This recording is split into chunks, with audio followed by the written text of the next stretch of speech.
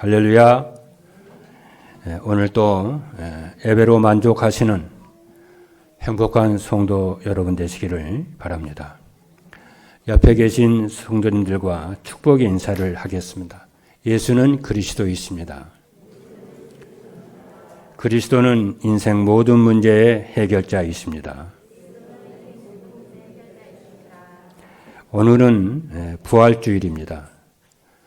부활주일은 예수 그리스도께서 십자가에서 우리 죄를 다 사하시고 또 사망 권세를 가진 사단의 머리를 박살내신 부활하신 그 부활을 기념하고 축하하는 날입니다. 세상에는 많은 종교가 있지만은 부활의 사실을 믿고 전하는 종교는 기독교 외에는 없습니다. 그래서 부활을 기독교의 생명이라 합니다. 그러나 교회 다니는 신자들 가운데는 우리 교회는 그런 신자가 없는데 교회 다니는 신자 가운데 부활을 믿지 않는 사람이 있습니다.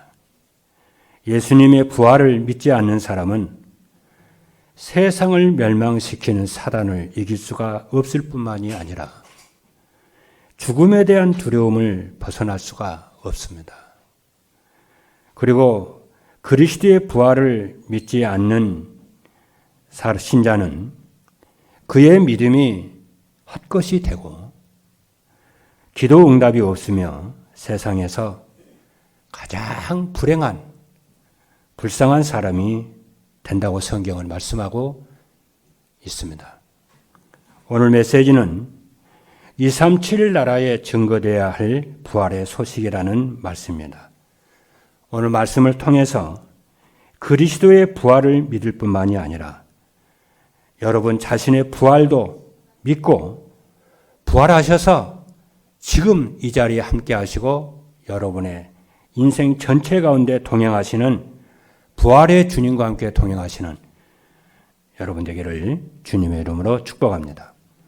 첫 번째입니다. 부활의 소식은 우리의 현장과 237 나라에 증거되어야 됩니다. 첫 번째입니다. 237과 우리의 현장에 증거되어야 할 부활의 소식은 우리의 몸이 새로운 피조물로 바뀌는 것입니다. 많은 사람이 부활이라 그러면은 죽었던 사람이 다시 살아나는 것으로 알고 있습니다. 그러나 성경에서 말씀하시는 그리스도의 부활과 그리스도의 재림 때 이루어질 성도의 부활은 단순하게 죽었던 사람이 살아나는 그런 수준이 아니고 우리의 몸이 전혀 새로운 피조물인 영의 몸으로 바뀌는 것입니다. 왜 그러냐면은 우리의 육과 몸은 혈과 육은 영원한 하나님의 나라에 들어갈 수 없기 때문에 영화로운 영의 몸으로 새로운 피조물로 바뀌는 것입니다. 저는 이렇게 꽃을 이렇게 보면은요, 늘 생각나는 게 그리스도의 부활과 나의 부활이 이렇게 생각이 되죠. 왜냐? 그 작은 꽃이 있잖아요. 그 꽃씨를 심었는데 그 형체는 보잘것없잖아요. 그 꽃씨를 심었는데 몇 날이 지나고 나면은요, 거기 싹이 나고 꽃이 피는데 씨의 형상과는 전혀 다른 아름다운 꽃이 다 피어요.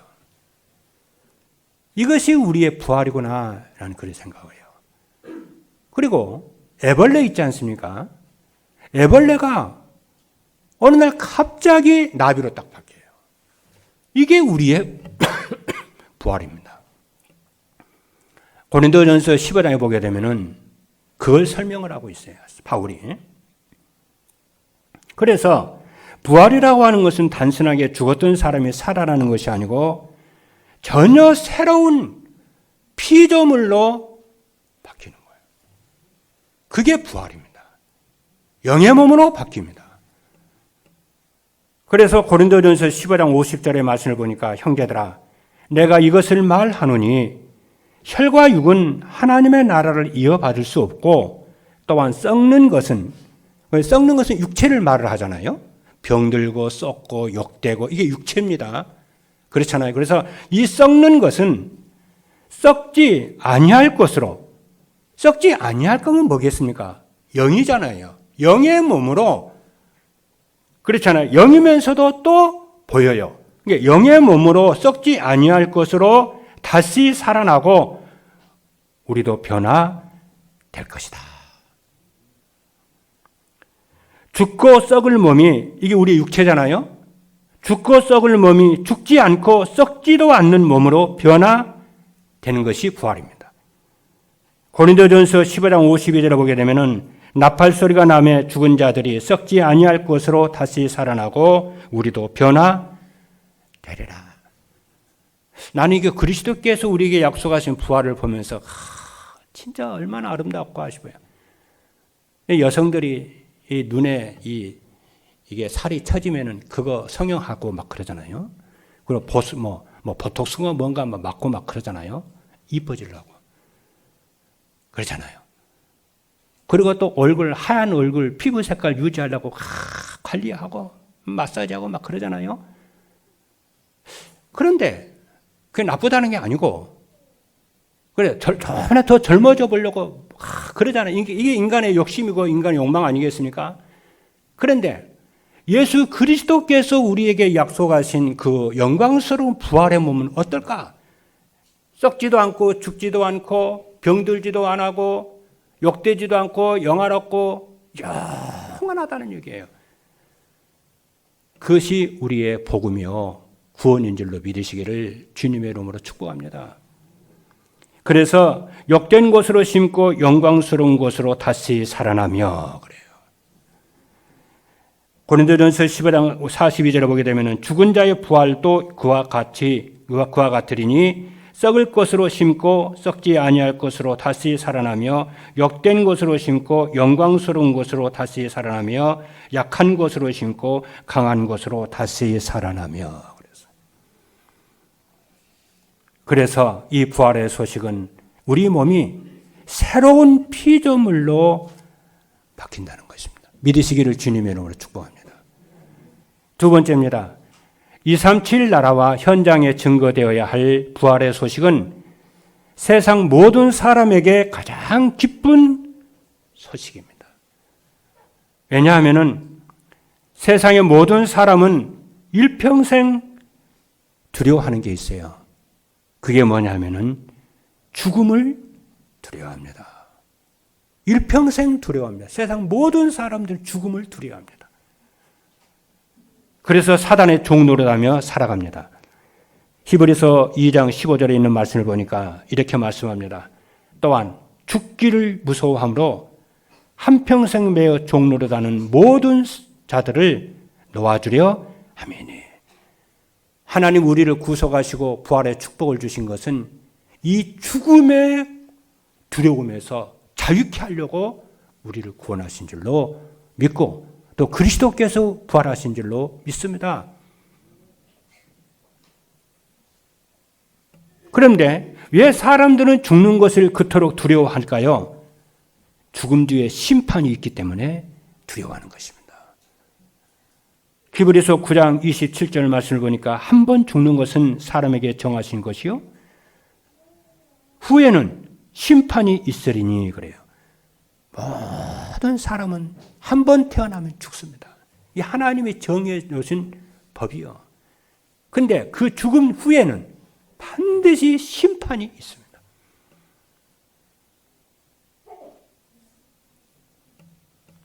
그때 예수 그리스도를 믿는 자는 영원한 낙원에 들어가고 믿지 않는 사람은 둘째 사망에 들어가는데 그 둘째 사망이 지옥입니다.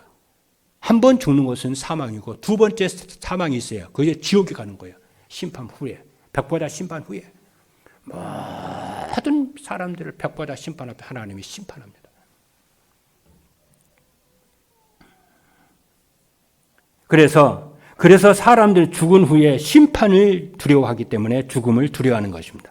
왜 심판을 받느냐? 모든 사람이 죄를 범했기 때문에 그래요. 죄의 삭은 사망이잖아요. 그래서 모든 사람이 죄를 범하였으며 하나님의 영광에 이르지 못하더니 로마서 3장 23절 그랬어요. 그래서 모든 사람은 저도 포함이 되고 저도 죄인이고 여러분도 죄인이고 석가도 죄인이고 마호메트도 죄인이고 영웅 혹을 모든 사람이 죄인입니다. 다 아담의 후손은 전부 죄인이요. 그 모든 죄인들은 하나님 앞에 백보자 심판 앞에서 심판을 받는다는 거예요. 그런데 아무리 큰 죄인이라도 예수가 그리스도이심을 믿으면은 죄에서 구원받습니다. 예수님께서 갈보리 십자가에서 지실 때에 왼쪽 오른쪽에 죄인들이 십자가에 섰어요.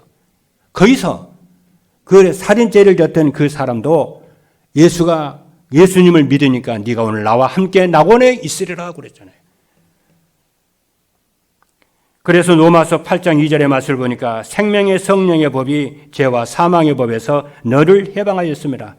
죄에서 우리를 구원하셨습니다. 죄에서 우리를 구원해 주셨다는 것은 저주와 재앙에서 우리를 구원해 주셨다는 거예요. 이걸 여러분 확신하시기를 주님의 이름으로 축복합니다. 로마서 5장 24절에 보니까 내가 진실로 진실로 너희에게 이르노니 내 말을 듣고 나 보내신 이를 믿는 자는 영생을 얻었고 심판에 이르지 아니하나니 사망에서 생명으로 옮겼느니라. 그래서 그리스도의 부활은 세상 모든 사람에게 가장 기쁜 소식이에요. 왜? 죽음에서 자유케 하셨고 심판에서 자유케 하셨고 사단에서 자유케 하셨고 죄에서 자유케 하셨기 때문에 모든 세상 사람들에게 가장 기쁜 소식인 줄로 믿습니다. 그렇잖아요.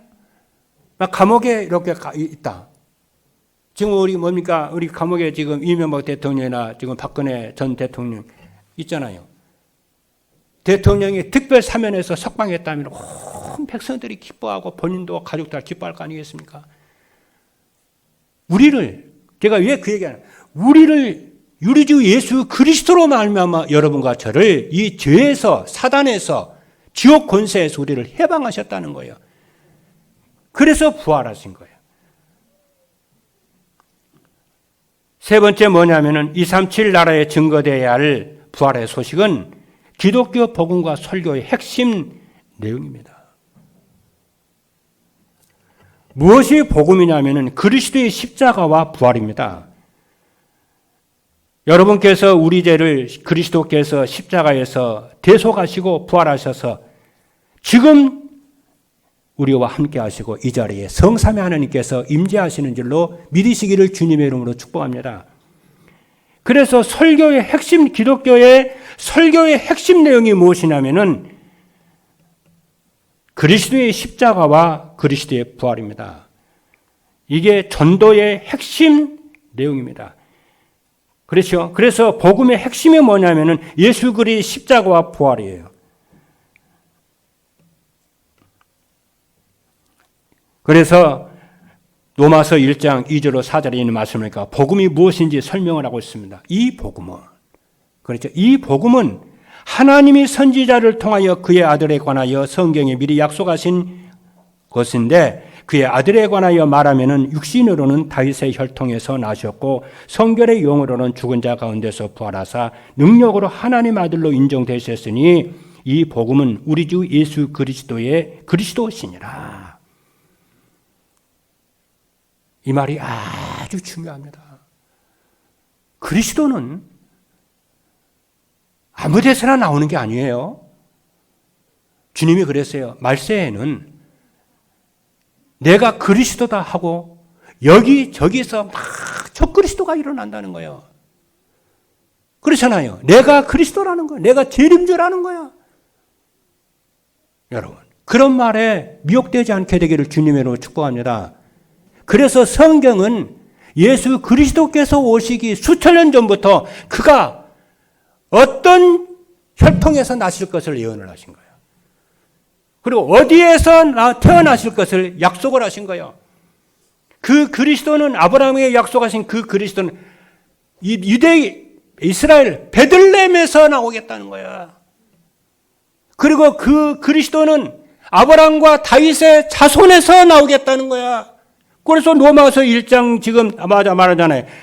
육신으로는 다윗의 혈통에서 나오셨고 영으로는 하나님으로 성령으로 나오셨다는 거야.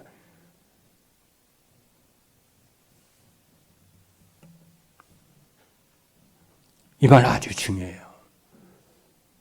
사람들은요, 문선명이가 내가 제리메스라는 거야. 내가 그리스도라는 거라.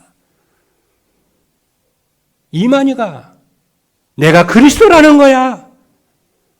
안상홍이가 내가 그리스도라는 거야. 그러면 안상홍이 그리스도라고 성경이 예언되어 있어야 되잖아요.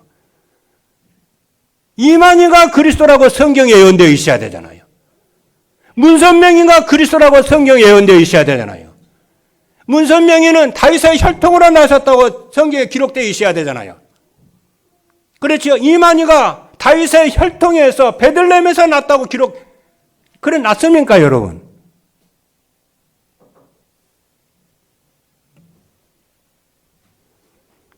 제가 여러분들을 사랑하니까 얘기하는데요. 이 설교를 듣는 사람 중에 신천지 있는 사람들은 이 메시지를 듣고 돌이키시기를 주님의 이름으로 축복합니다.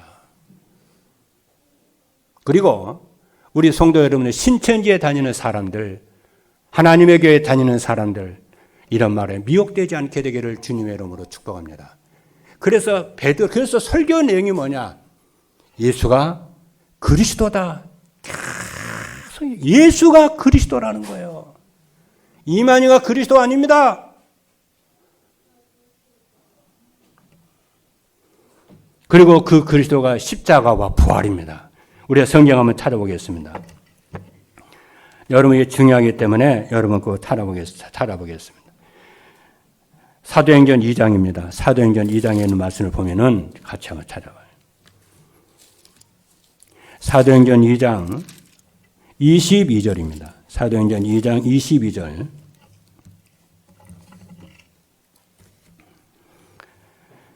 사도행전 2장 22절, 27절까지 24절까지의 말씀을 우리가 같이 보시겠습니다. 20절 같이 읽겠습니다. 시작.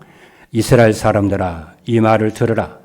너희도 아는 바와 같이 하나님께서 나사렛 예수로 큰 권능과 기사와 표적을 너희 가운데서 베푸사 너희 앞에서 그를 증언하셨느니라. 그가 하나님께서 정하신 뜻과 미리 아신 대로 내준 바 되었거늘 너희가 법 없는 사람들의 손을 빌어 못 박아 죽였으니 하나님께서 그를 사망의 고통에서 풀어 살리셨으니 이는 그가 사망에 매어 있을 수 없었습니다. 예수 그리스도의 십자가와 부활을 베드로가 메시지하는 거예요.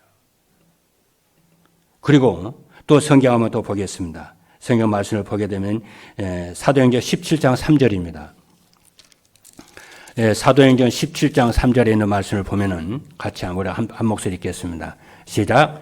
뜻을 풀어 그리스도가 해를 받고 죽은 자 가운데서 다시 살아나야 할 것을 증언하고 이르되 내가 너희에게 전하는 이 예수가 곧 그리스도라 하니. 예수가 그리스도입니다. 이만희가 그리스도 아닙니다. 안상홍이 그리스도 아닙니다. 문선명이 그리스도 아닙니다. 마호메트 그리스도 아닙니다. 나중에 하나님이 거기에 대한 책임을 묻습니다, 여러분. 그래서 성경을 배우는 것이 중요한 것이 아니고 정확하게 배우는 것이 중요해요.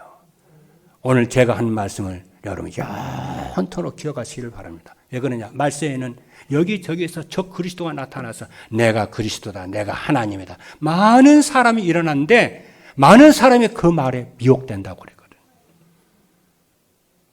여러분을 구원하신 분은 누구라고요? 이만희 아닙니다. 예수 그리스도십니다. 그분이 여러분을 갈보리 십자가에서 친히 죽으시고 죄에서 구원하시고 부활하신 줄로 믿으시기를 바랍니다.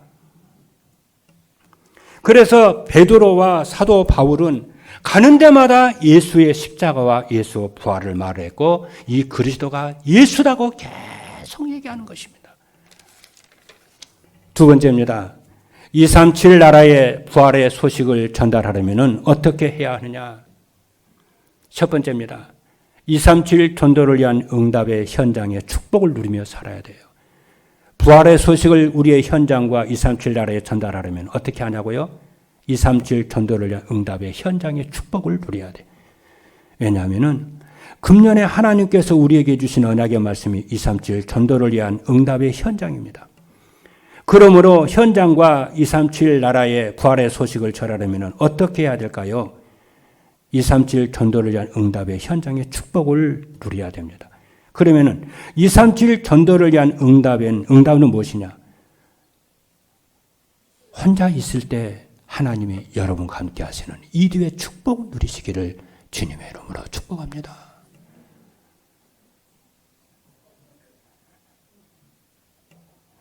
또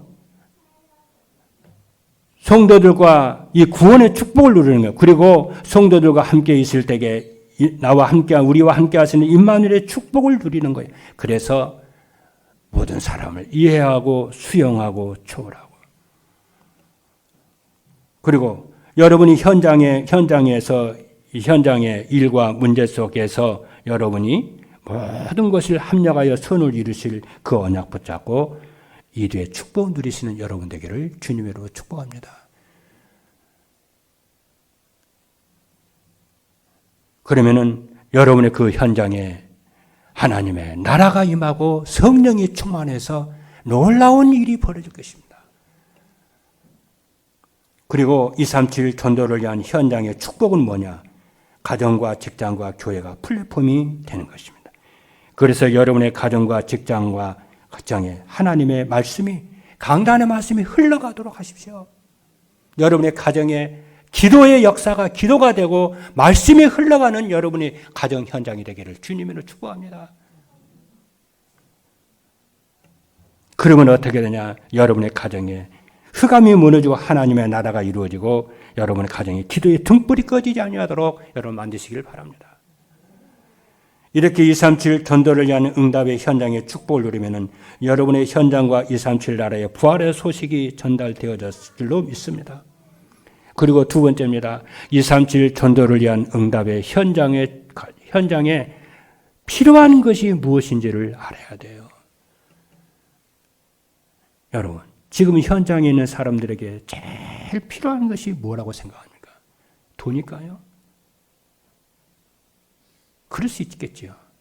병든 사람에게는 병치료하기가 제일 아쉽겠죠. 근데 하나님이 봤을 때는 제일 인간에게, 현장 인간 제일 필요한 것이 무엇이냐? 복음입니다. 예수 그리스도십니다. 그래서 요한복음 3장 16절에 보니까 하나님이 세상을 이처럼 사랑하사 독생자를 주셨으니 이는 저를 믿는 자마다 멸망치 않고 영생을 얻게 하려 하심이니라. 여러분이 현장에서 마음속으로요, 문제 사건이 있을 때 속으로 예수는 그리스도 계속 해보세요. 예수는 그리스도. 몇 날만 해보세요. 지금 세상 사람들은 왜 그러냐? 왜 현장에 복음 그리스도가 그토록 필요하냐면은 세상 사람들은 지금 원인을 알 수 없는 재앙과 저주 아래서 영적 문제로 고통당하고 죽어가고 있습니다. 날이 갈수록 세상은 재앙과 저주, 고통이 계속 증가되고 있습니다. 왜 그럴까요? 왜 사람들에게 고통이 이때리고 올까요? 왜 이 고통은 사라지지 않을까요? 하나님 따라서 그래요. 복음이 희미해서 그래요. 우상을 숭배하고 종교 생활을 해서 그래요. 여러분, 복음 누리시기는 여러분 되기를 주님으로 축복합니다. 임마누엘의 축복 누리시기를 바랍니다. 저는 복음을 이렇게 조금 누리니까요. 진짜 복음 그리스도가 좋은 거 있죠. 진짜 하나님 좋은 거 있죠. 여러분, 하나님 믿으시길 바랍니다. 그리스도 믿으시길 바랍니다. 제가 전에는 신앙생활 할 때게요, 눈에 보이는 거 그거 좋았거든요. 그거 있으면 좋고 없으면 안 좋고 그랬거든요. 지금은 그거 상관이 없어졌어요. 그리스도 때문에 감사하고 하나님 때문에 감사하고 행복하고. 그래서 하박국 선지자의 고백이 나의 고백이 됐습니다. 양권에 소가 없어도 밭에 소출이 없어도 그러죠. 우리의 양이 없어도 나는 여호와로 말미암아 기뻐하고 감사하리로다. 여러분, 그리스도로 하나님으로 행복하시는 여러분 되기를 주님으로 축복합니다. 그러면 뭐가 되냐? 가는 곳마다 흑암, 저주, 재앙이 사라질 것입니다. 여러분, 그게 바로 영적 썸밋입니다. 사람은 영적 상태에 따라서 응답이 오고 영적 상태만큼 응답이 오는 줄로 있습니다. 그래서 이번 주에 여러분이 복음에 오직하여 누리시기를 바랍니다. 누가 알아줘도 알아주지 않아도 여러분 시험에 들지 말고 오직 복음. 일이 잘 돼도 안 돼도 오직 복음. 그렇잖아요. 누가 인정해줘도 인정해줘 안 해도 오직 복음. 누가 오해를 해도 누가 모함을 해도 오직 복음. 그거 변명하고 그거 설명할 필요도 없어요. 오직 복음. 그리고 사람들은 죽기를 무서워함으로 한평생 종로다하며 지내고 있습니다. 이러한 세상 사람들에게 가장 필요한 것은 예수 그리스도 복음입니다. 왜 그러냐? 예수 그리스도만이 재앙과 저주와 죽음과 심판에서 우리를 벗어나게 하고 자유케 하는 유일한 해답이 되고 길이 되기 때문에 그랬습니다.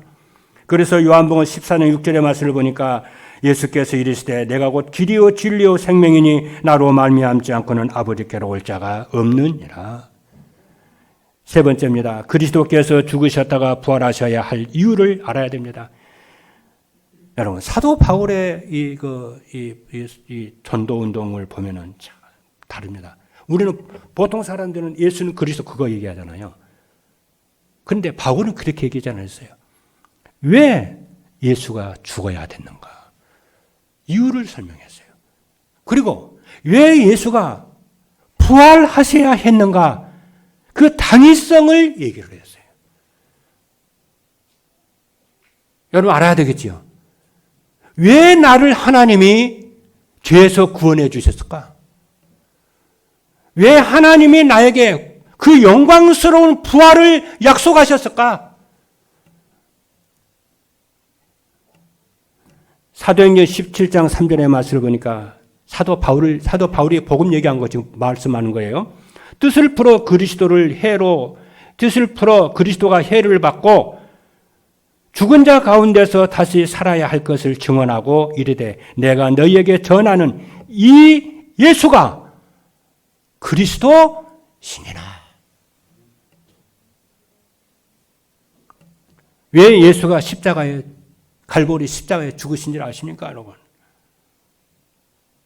의인은 없나니 하나도 없으며 나도 죄인이요 여러분도 죄인이요 이만희도 죄인이요 문선명이도 죄인이요 안상홍이도 죄인이요 모든 아담의 후손은 죄인이라는 거예요. 의인이 없다는 거예요.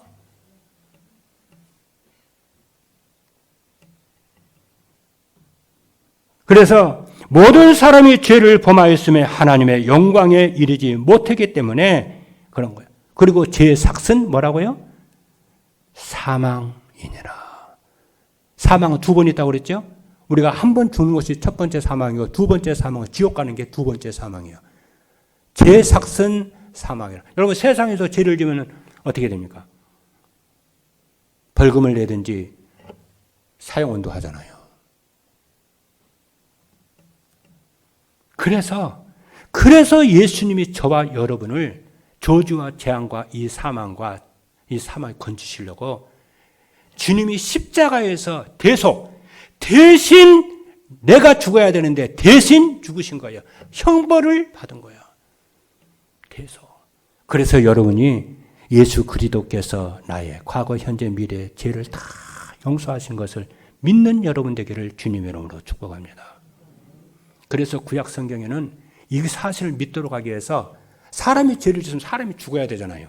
그런데 양 잡고 쏟아봐가지고 대신 죽였어요. 네 대신 이 양이 소가 피 흘려 죽는다는 거야. 믿으라는 거야. 이 사실을 알면은 하나님 앞에 감사, 감격 안 할 수가 없습니다. 누가 여러분을 위해서 감방에 가겠어요? 누가 여러분을 위해서 여러분의 죽을 죄를 졌다, 사망 언도를 받았다, 누가 여러분을 죽습니까? 하나님만이 당신의 애아들을 보내서 우리가 죽어야 되는데, 그렇잖아요. 대신 죽으신 우리를 구원해 줬다 그 말이에요. 그리고 왜 예수님이 부활하셔야 됐냐? 그래서 그 마가복음 10장 45절에 보니까 인자가 온 것은 섬김을 받으려 함이 아니요 도리어 섬기려 하고 자기 목숨을 많은 사람의 대속물로 주려 함이니라고 그랬고요. 왜 그리스도께서 부활하신 이유가 무엇이냐면은 육은 다윗의 혈통에서 나셨고요. 그렇죠? 육은 다윗의 혈통에서 나셨지만은 그 영은 성령으로 오셨어요. 그래서 성령은 하나님이시잖아요. 성령으로 오셨기 때문에 죄가 없으시는 거예요. 죄가 없으시니까 죽음에서 3일 만에, 무덤에서 3일 만에 부활하신 거예요. 그래서 예수님은 아기 때도 창조주 하나님이셨어요. 할렐루야. 그 하나님이 우리를 대신해서 십자가에 죽으시고 하나님이란 증거로 다시 살아나셨어요. 죄가 없다는 증거로. 그것을 사도 바울이 복음 전할 때마다 설명했습니다.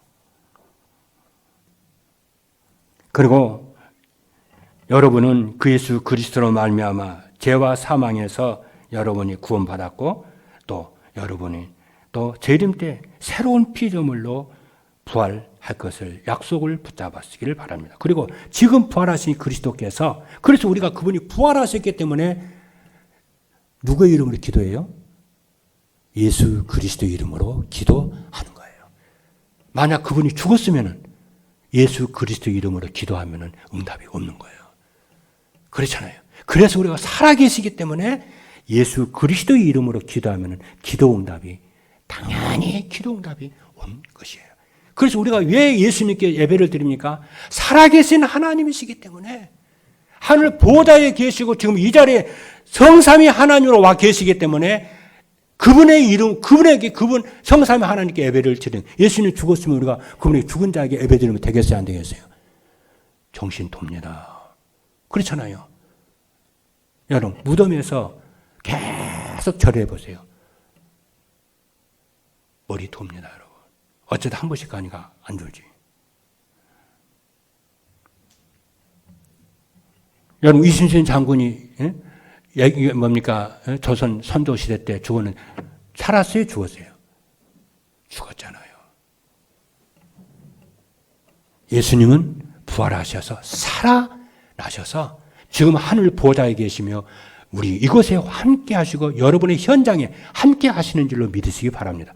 그 부활하신 그리스도를 여러분이 누리시는 여러분 되기를 주님으로 축복합니다. 그리고 여러분들은 주님의 재림 때 나팔소리와 함께 순식간에 변화돼서 부활의 영광스러운 몸으로 변화될 줄로 믿으시기를 바랍니다. 이게 우리 기독교의 비전이요, 꿈이요. 세 번째입니다. 237 나라의 부활의 소식을 전달하면 어떻게 되는가? 부활하신 그리스도께서 항상 나와 함께 계심이 믿어지며 기쁘고 행복합니다. 두 번째입니다. 재앙과 저주와 죽음의 공포에서 해방이 되고 어떤 환경에서도 감사하게 됩니다. 여러분, 부활하신 그리스도를 여러분 다 함께 동행하시길 바랍니다.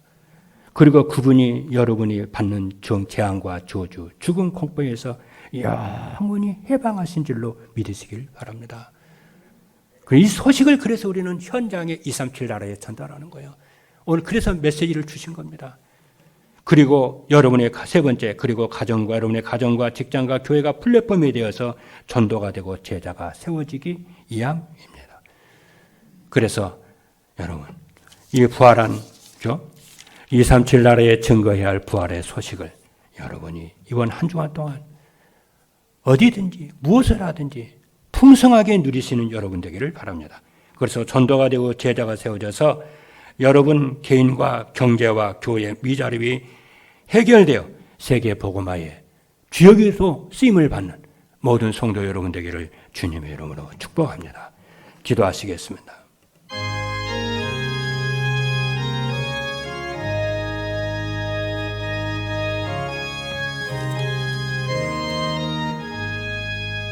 살아계신 하나님 감사합니다. 237 나라와 현장에 증거되어야 할 부활의 소식이라는 언약의 말씀을 주신 것을 감사합니다.